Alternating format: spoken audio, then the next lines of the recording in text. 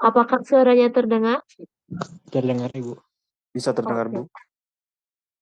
Sip. Untuk lomba karya tulis ilmiah ini sebenarnya sama persis dengan kalian membuat jurnal, ya. Jadi ada em, pendahuluannya, lalu ada juga bab 2 metodologi, apalagi. Lalu selanjutnya ada em, tadi apa?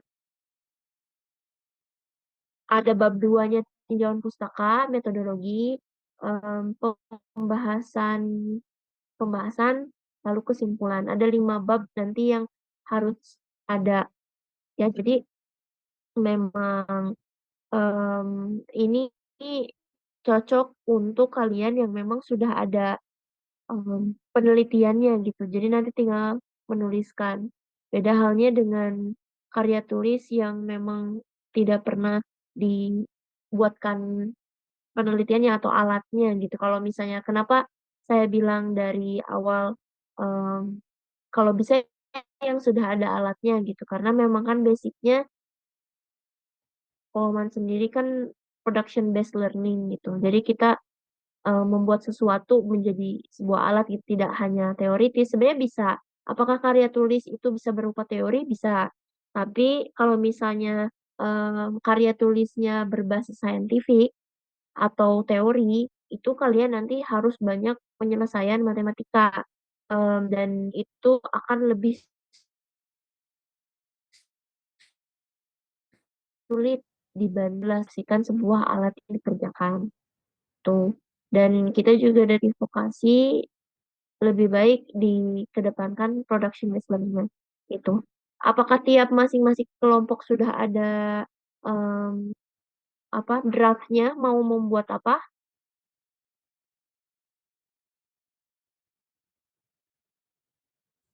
Baru kasaran sih Bu. Oke, tapi yang penting sudah ada tema ya. Untuk yang kelompok 1 mau buat apa? Jadi untuk temanya itu Bu, des apa namanya penyulingan air laut menjadi air tawar gitu Bu untuk dikonsumsi masyarakat menjadi air bersih Bu. Oke. Oh, dan sudah pernah dibuat alatnya atau memang masih rancangan? Kalau dari referensi yang sudah kami temukan nih Bu di YouTube itu ada cuman eh, dari luar negeri doang Bu. Sedangkan dari Indonesianya itu belum ada kami lihat lagi Bu. Oke. Nah, em, itu sebenarnya bagus, cuman mungkin bisa spesifikan mungkin yang Alfitra ya ini. Yang Alfitra bisa wujudkan lagi ke sebuah tempat di Indonesia gitu. Jadi khusus untuk di daerah mana gitu penyulingannya. Eh, jadi sudah Karena ada juga Ibu. Maaf Ibu Fitra potong Ibu. ya nggak apa-apa. Kalau untuk desanya itu sendiri baru baca juga tadi dari apa namanya? eh, story dari ITB Bu. Nah, bahwasannya kelangkaan air bersih di daerah Provinsi NTT itu masih ada Ibu. Jadi untuk target atau sasarannya kemungkinan besar nanti dari Provinsi NTT-nya Bu. Oke, boleh itu nanti dikedepankan ya. Ini udah bagus, sudah ada landasan latar belakangnya ya. Jadi nanti bisa dimasukkan. Nah, untuk yang paling pertama berarti dibuatkan per hari kita punya target ya. Karena ini terakhir dikumpulkan tanggal 20 20 Agustus ya. Jadi per hari besok pendahuluan, sudah bisa pendahuluan baru tinjauan pustaka. Setelah tinjauan pustaka metode penulisan, pembahasan dan nanti penutup. Penutup yang paling sulit dari penulisan karya tulis ilmiah ya, mau baik itu jurnal maupun nanti skripsi atau TA tugas akhir, itu yang pertama adalah ini kalian bagus nih dengan ikutan ini sebenarnya udah jadi punya gambaran karena ini selalu saya kasihkan modulnya ke tingkat 4 untuk pembuatan karya ini, untuk pendahuluan dan penutup itu adalah hal yang paling sulit. Kenapa? Karena pendahuluan itu berisi semua gambaran secara keseluruhan atau apa ya, bagian pokoknya dari semua penelitian. Karena pendahuluan ini berisi latar belakangnya, isunya, kenapa diambil topik itu. Lalu ada juga penelitian terdahulu, tujuan dan manfaat nanti, dan nanti capaian yang akan dilakukannya harus seperti apa. Nah, itu ada di pendahuluan semua. Sehingga tips dari saya, pendahuluan itu harus berisi sebentar, sebentar.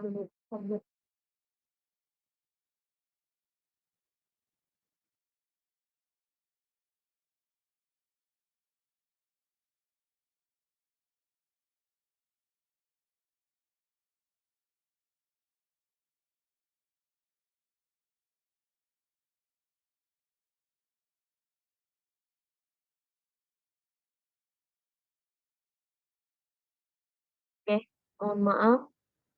Nah, jadi untuk pendahuluan ini, yang paling pertama yang harus dilakukan, karena yang paling susah itu adalah pendahuluan, jadi harus pendahuluan dulu semuanya. Kalau tinjauan pustaka, metode penulisan pembahasan penutup ini akan selesai jika pendahuluan itu selesai, karena ini yang paling susah. Jadi untuk ketua, silahkan tadi isunya dibuatkan terlebih dahulu, dibuatkan poin-poinnya dulu. Jadi hal pertama yang harus dilakukan, saya coba option dulu. Saya buatkan whiteboard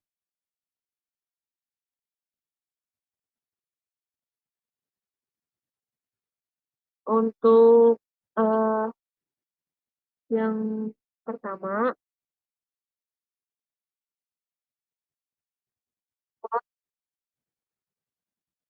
poin-poin.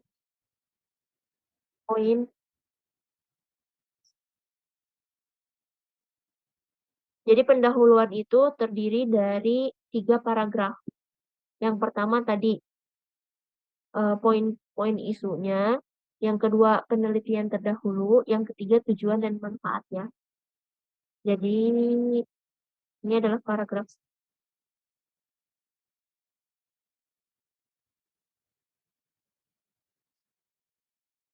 poin-poin masalah. Nah, kayak tadi misalnya, air bersih di NTT mengalami kelangkaan dengan survei misalnya sejumlah 60% penduduk di NTT mengalami kekurangan air bersih dan lain sebagainya. Nah, itu jadi masalah. Sehingga diperlukan sebuah solusi untuk mencegah kekurangannya air bersih, bla bla bla. Jadi jangan dulu disebutkan bahwa kalian akan membuat em, alat bersih itu gitu. Solusi itu selalu nanti di akhir paragraf. Makanya nanti saya tuliskan untuk paragraf 2 adalah penelitian terdahulu. Dan ini kayak tadi misalnya kata Alfitra, ya ini sudah pernah dilakukan di luar negeri. Ini pernah dilakukan di ITB. Nah, ini dimasukkan ke paragraf 2 ya. Ini sama TA juga kayak buat jurnal juga. Paragraf 2 itu penelitian terdahulu yang eh, mendukung mendukung masalah sebelumnya dan solusi solusi sebelumnya yang bisa dilakukan. Misalnya air bersih ini selain membuat alat seperti itu ada juga misalnya filtrasi dan lain sebagainya. Kan kita nggak tahu, oh ternyata efek sampingnya tuh seperti apa dan tidak tercapai gitu manfaatnya. Nah, ini perlu ditulis dulu yang pernah dilakukan. Atau kan. Nah, baru di paragraf 3 ini tujuan dan manfaat serta solusi. Nah, di sini kalian baru menyebutkan berdasarkan misalnya permasalahan dan penelitian terdahulu, maka dibuatlah sebuah alat yang bisa membuat, jadi menerangkan apa yang ada di judul eh, karya tulis kalian itu nanti di paragraf 3. Jadi jangan dibilang di paragraf 1. Itu ya. Itu maksud dari jabaran. Ini kalian em, kerjakan ini saja. Jadi yang nanti misalnya ketuanya di bagian masalahnya, anggota satunya di bagian penelitian terdahulunya, terus nanti yang ketiga mungkin di tujuan dan manfaat serta solusi, mungkin itu bisa dibagi-bagi per paragraf gitu ya. Cuman penelitian terdahulunya perlu berapa? Biasanya ini ada 5 referensi.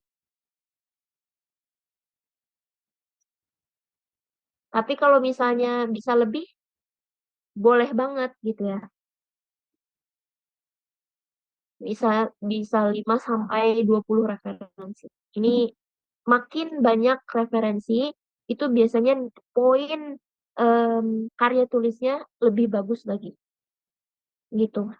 Lalu bagaimana cara mereferensikannya?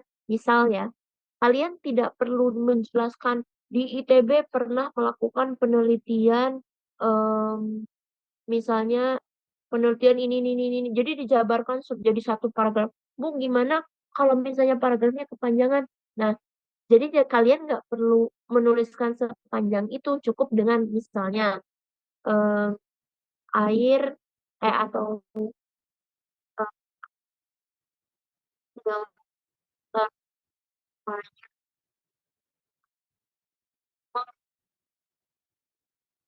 misalnya menggunakan motor DC gitu. Terus cukup dengan misalnya ITB 2020, 2023, koma misalnya. Ini cukup dengan em, satu kalimat atau satu kata juga nggak apa-apa. Terus ada juga air filter misalnya menggunakan motor servo. Motor servo yang dilakukan sama Ali misalnya 2000, 2020. Itu bisa seperti ini. Jadi referensi itu bukan berarti kalian dalam satu paragraf atau jadi 3 paragraf, 5 paragraf, panjang banget gitu. Harus dijabarkan. Kenapa? Karena ini fungsi dari sitasi gitu. Sitasi ini adalah agar pembaca nanti ketika ngeklik, oh dia judulnya di ITB ini tentang ini, oh bener nih. Kenapa ada daftar pustaka? Fungsinya dari situ gitu ya. Jadi di paragraf kedua ini nggak usah panjang-panjang, cukup dengan ya 5 sampai, kalau ini bisa 5 sampai 6 kalimat. Jadi satu paragraf ini bisa 5 sampai 10 kalimat. Lalu untuk yang ketiga, eh, ini nggak harus terlalu panjang.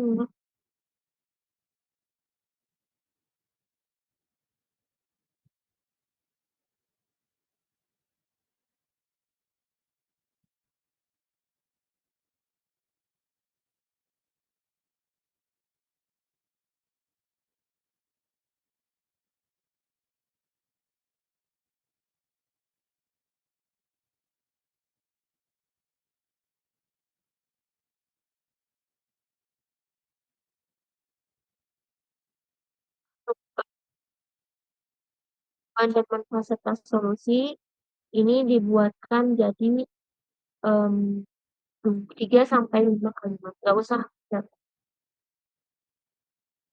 Jadi memang yang terpanjang di paragraf 2, tapi itu pun 20 referensi yang kalian sebutkan, ya tidak perlu dijabarkan dengan panjang, cukup dengan ini.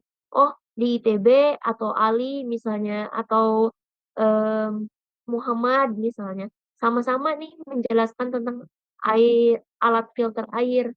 Tapi kalau misalnya di yang ITB pakainya motor servo, ini pakainya DC, ini pakainya Muhammad misalnya pakainya menggunakan em, sistem penyaringan biasa gitu. Tapi sama-sama filter air gitu.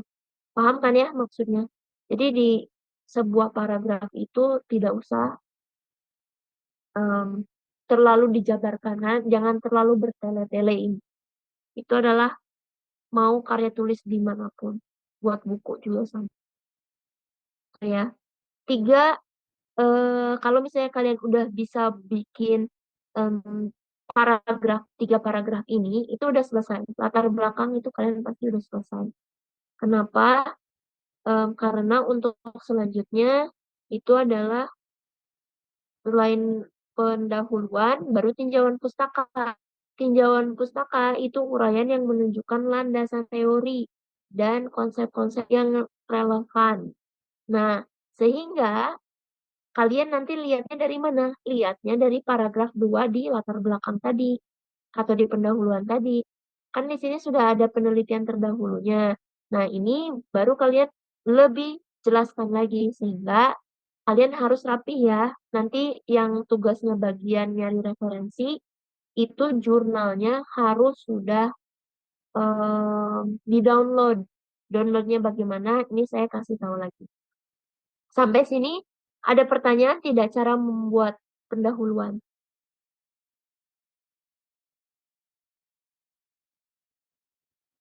Ada pertanyaan?